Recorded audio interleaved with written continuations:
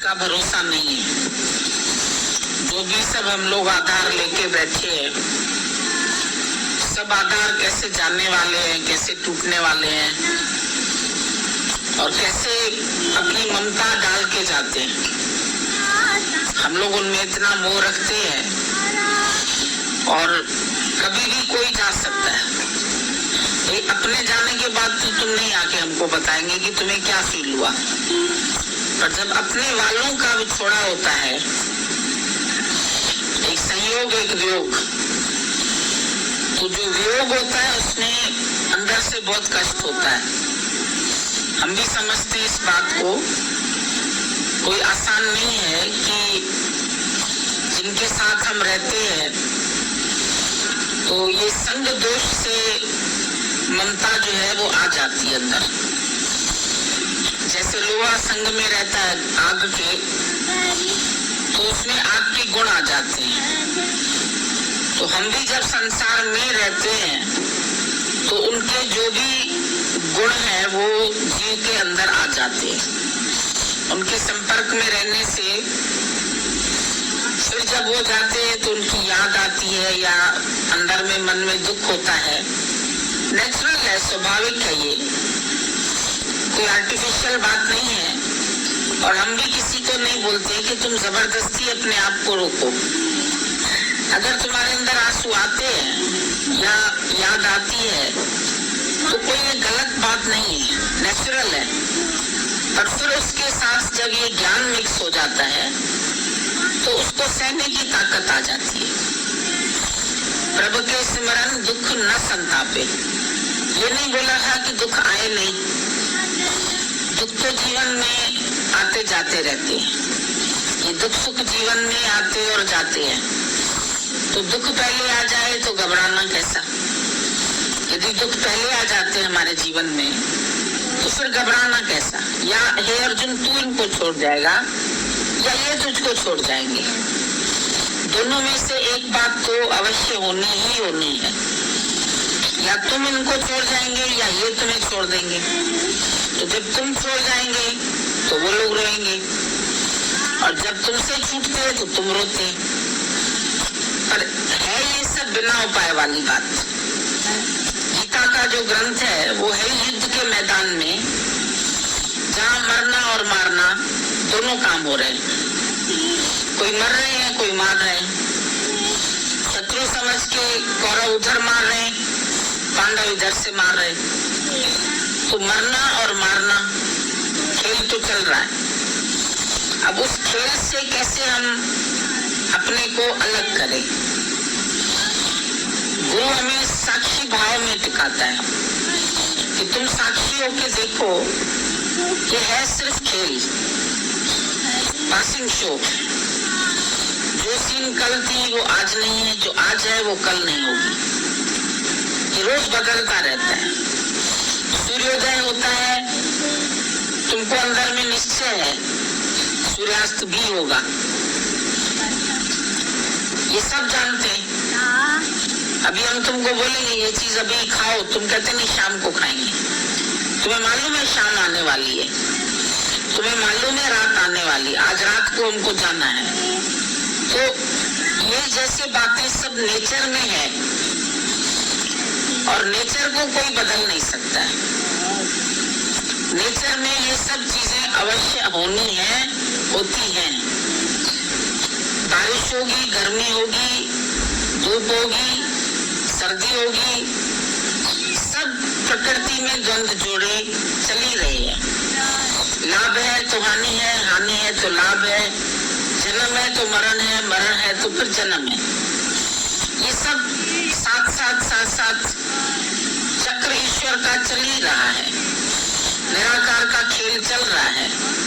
पर जैसे निराकार बनाता भी खुद है और मिटाता भी खुद है, जिसने बनाया मिटाए वही, फूल कांटों को संग संग खिलाए वही, खेल जीवन मरण का रचाए वही, और डाले माटी के पुतले में जान।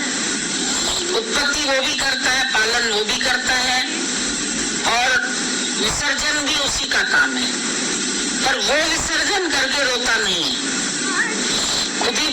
हुआ खिलौना जब शरीर शांत होता है तो परमात्मा रोता नहीं है, वो देख रहा है ये इसका समय ऐसे ऐसे पूरा होना है, ये खेल ऐसे होना है, तो वो जानता है। अब ये जैसे बताती है, स्कूटर खड़ा था और वो किनारे होके उससे बात कर रहा था टेलीफोन से, और तब भी उसके ऊपर ट्रक एक्सीडेंट करके चली गई। चलता हुआ स्कूटर भी नहीं था, हम बोले चल रहा था तो हो गया, पर इसका मतलब यही होता है ना कि होनी, जो होनी है उसको कोई टाल नहीं सकता है।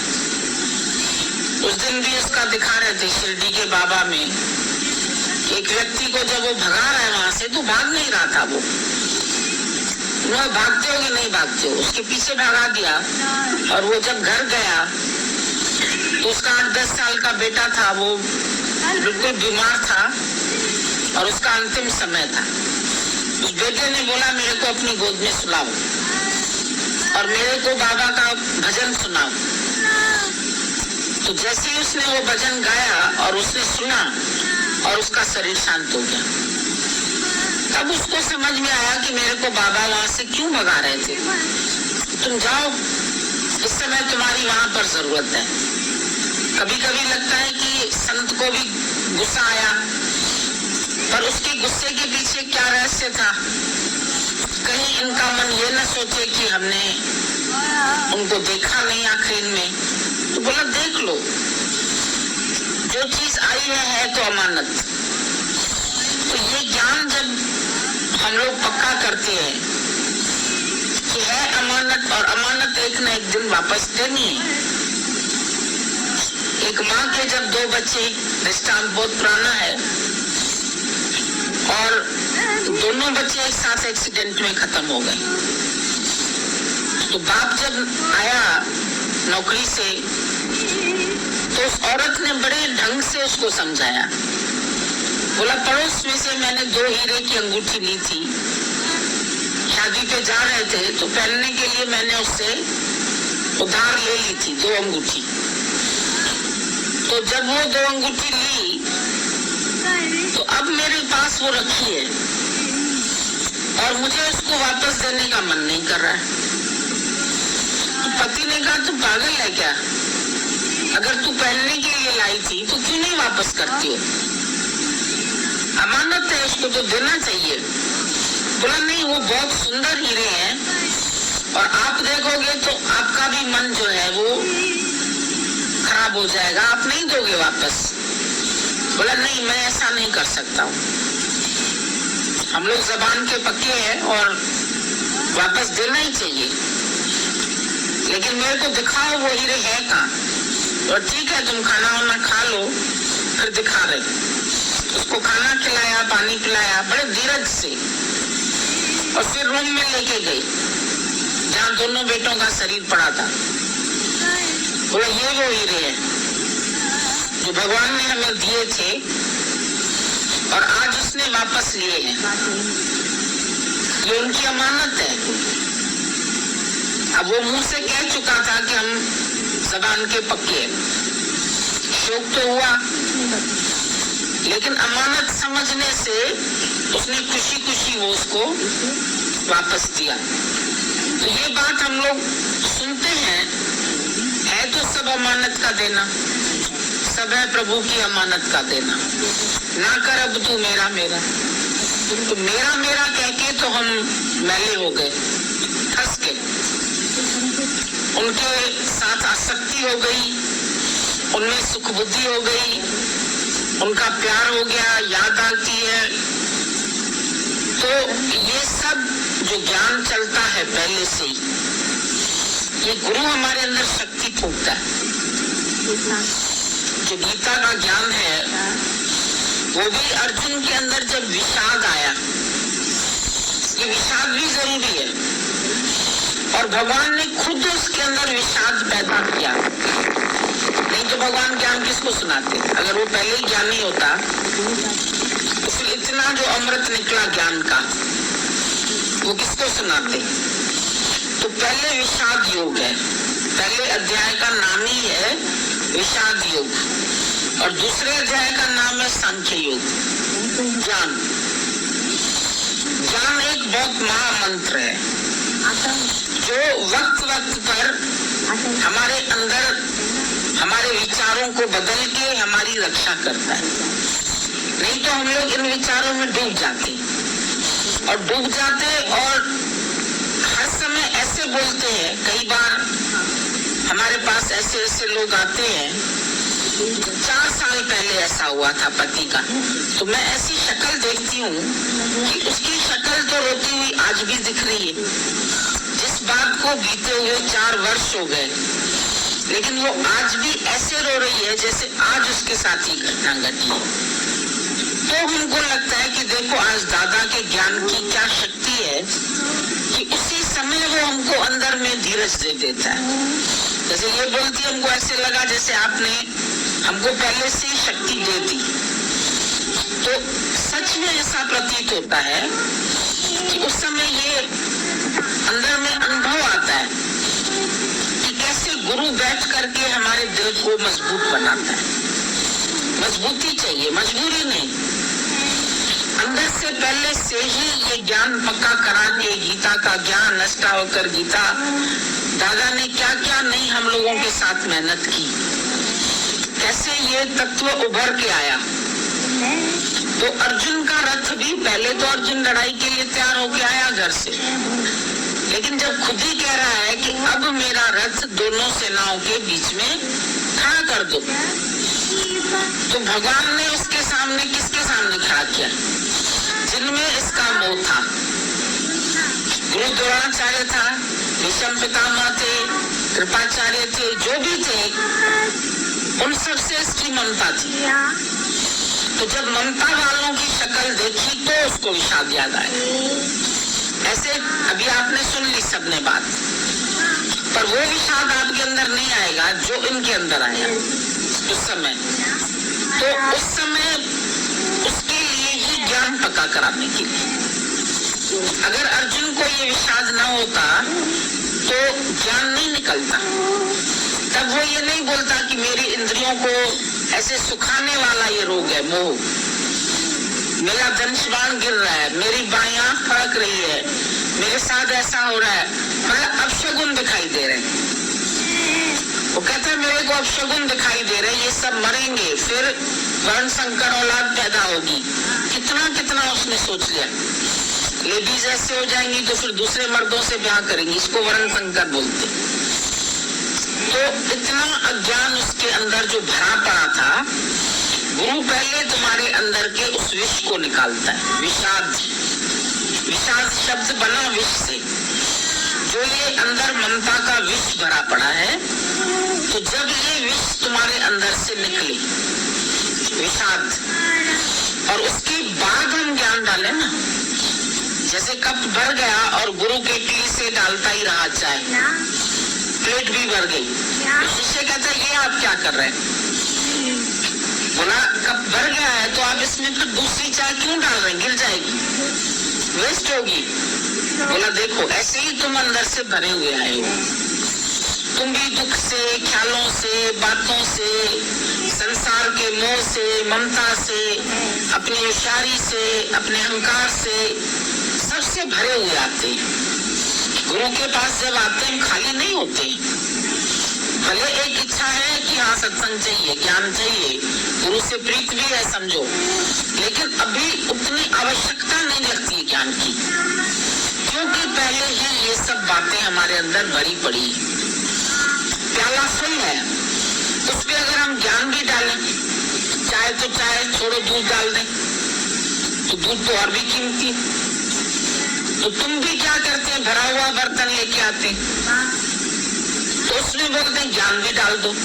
कैसे डाला जाएगा? पहले उस प्याले को खाली किया जाएगा, चाहे उसको चाय पी लो, चाहे गिलास में डाल दो, चाहे किसी और बर्तन में डाल दो, लेकिन प्याला खाली करना पड़ता है। तो प्याला जब खाली होगा तब उसमें ज्ञान जाएगा। जब जीवन में विषाद आता है तो खालीपन लगता है, जैसे ऐसे लगता है हमारा कुछ खो गया, कोई चीज चली गई, अब हम अंदर से खाली हो गए हैं। जैसे जो पहले रिश्तेदार भरे पड़े थे सब खाली हो जाते हैं। क्यों? एक गया तो बाकी और थोड़ी रहेंगे, फिर तो सब जग चला हार। एक सैंपल भगवान दिखाता है। सत्संग में हम क्यों इनसे बात कराते हैं? क्योंकि देखी हुई चीज याद ज्यादा आती है। जब ऐसा समय आता है तो हम सोचते हैं अगर वो अपने को स्थिर रख सका तो हम क्यों नहीं रख सकते। और शोक करने से वे अर्जुन तेरा कुछ बनेगा भी नहीं, बिना उपाय वाली बात है। क्योंकि ये एक चाबी भगवान ने ऐसी अपने हाथ में रखी है, कितना बड़े से बड़ा डॉक्टर भी दोबारा उसमें प्राण नहीं डाल सकता।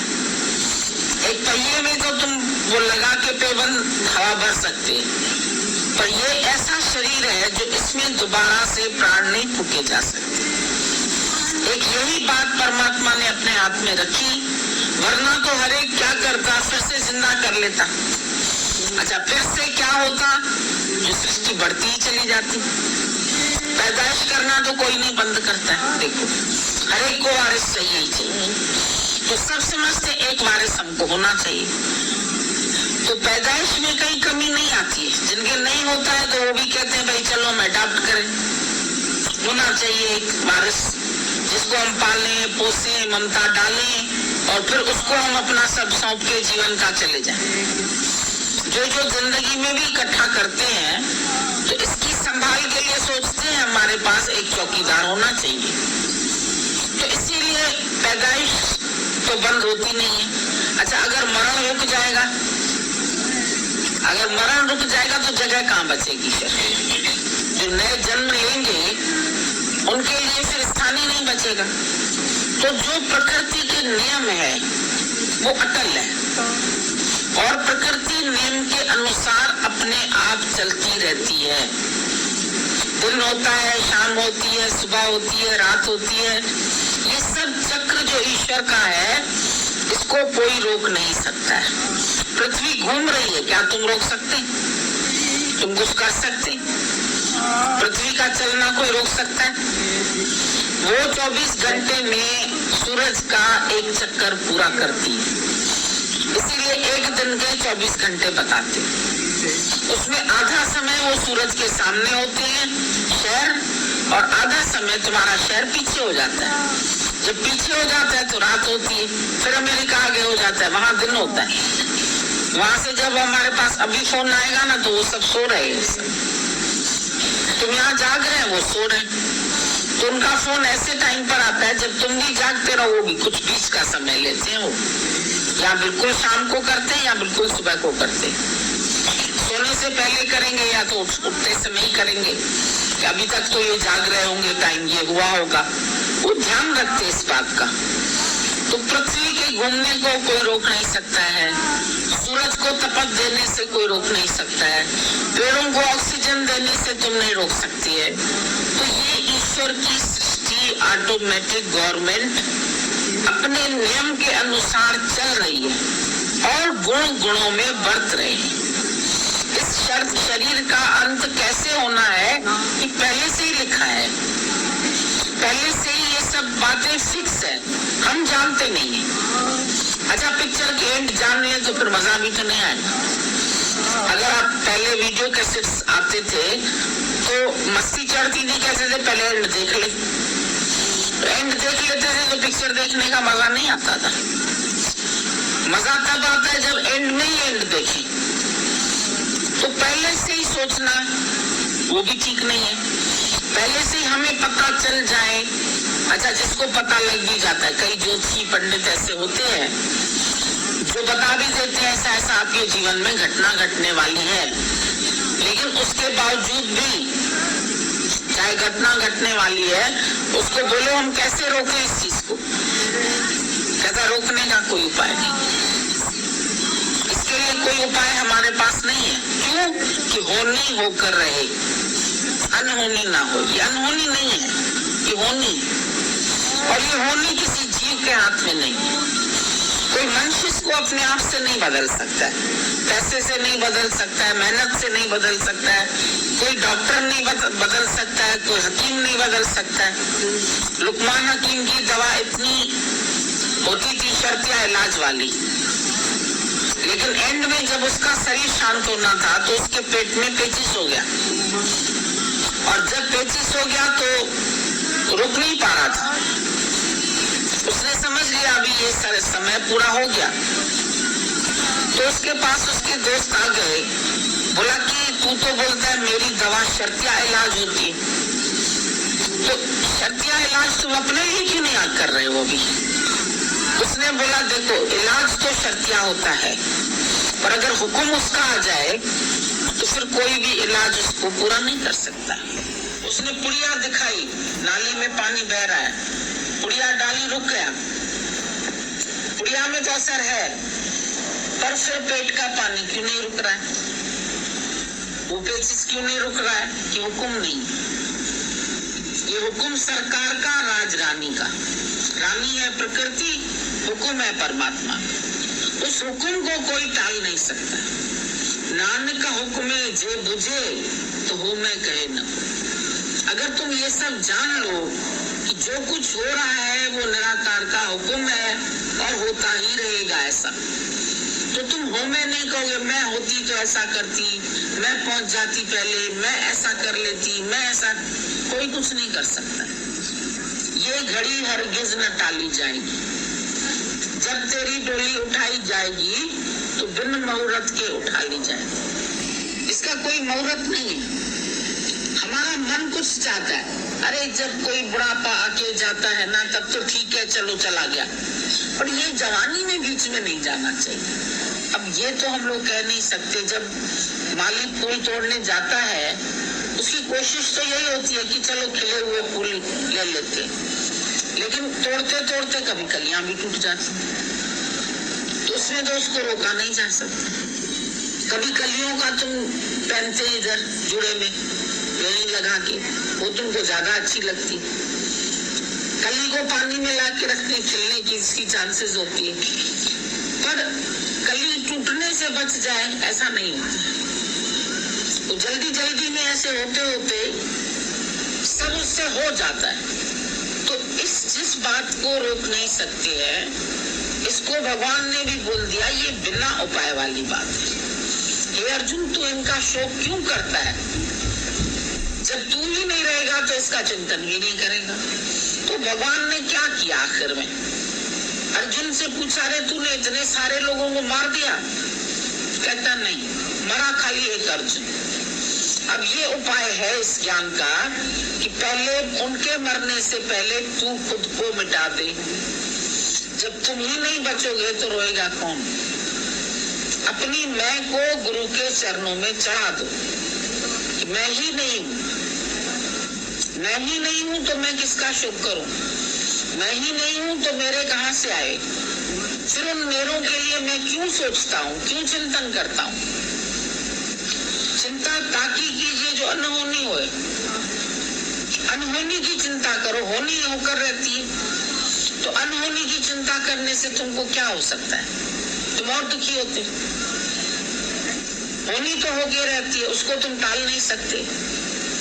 किसका कब समय पूरा होना है, किसका कब होना है, कब होना है, ये किसी को भी नहीं पता। एक्सपायरी डेट नहीं पता है। सबको मैन्युफैक्चरिंग डेट पता है, बर्थडे का तुम्हें पता है, आज हमारा बर्थडे गुरुजी, चलो भैया खुशी करो, तुम आए आज के दिन, पर जीवन अपनी सफल कर लो तो तुम्हारा जन्म अच्छा है। सैर करण हिते आयो सो भले आयो, अपने आप घूमने आया इधर भले आया, पर जाते समय रो तो नहीं। हिल स्टेशन पे जाते हो, बोलते स्वागत है तुम्हारा, लिखा पड़ा है स्वागत है, वेलकम।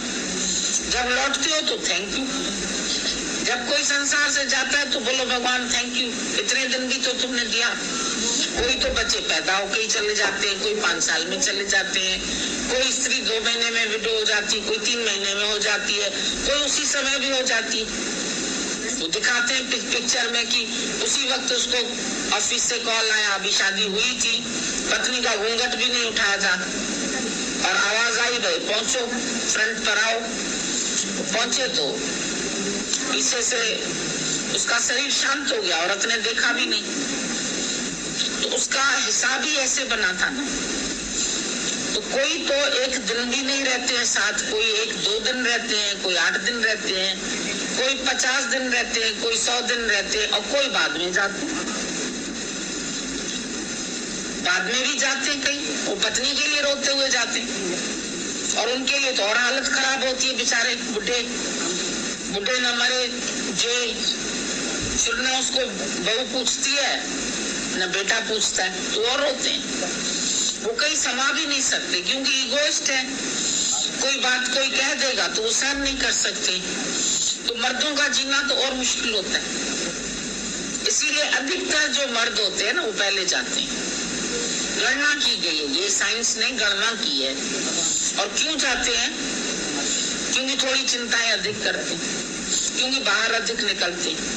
औरतें इतनी बाहर नहीं निकलती, तो अधिकतर वो पहले जाते हैं। ये भी एक नियम हो गया प्रकृति। कहीं कहीं अलग बात है, पर अधिकतर औरत सहन शक्ति वाली है, और वो दोनों संभाल सकती है। बच्चों को भी संभाल सकती है, नौकरी भी संभाल सकती है, बिजनेस भी संभाल सकती है, कार्य भी सब कर सकती है, कहीं भी रह सकती है, अकेले घर बना के भी रह सकती है। मर्द नहीं बना के रहे, उसको एक औरत चाहिए ही चाहिए, उसको सहारा चाहिए। वो उसका पीछे से खाना पीना बनाए, घर को साफ रखे, बच्चों को संभाले। वो अकेला जीना उसके लिए बड़ा मुश्किल होता है। तो अगर परमात्मा ने ऐसी कुदरत बनाई है, तो इसमें भी उसका कोई राज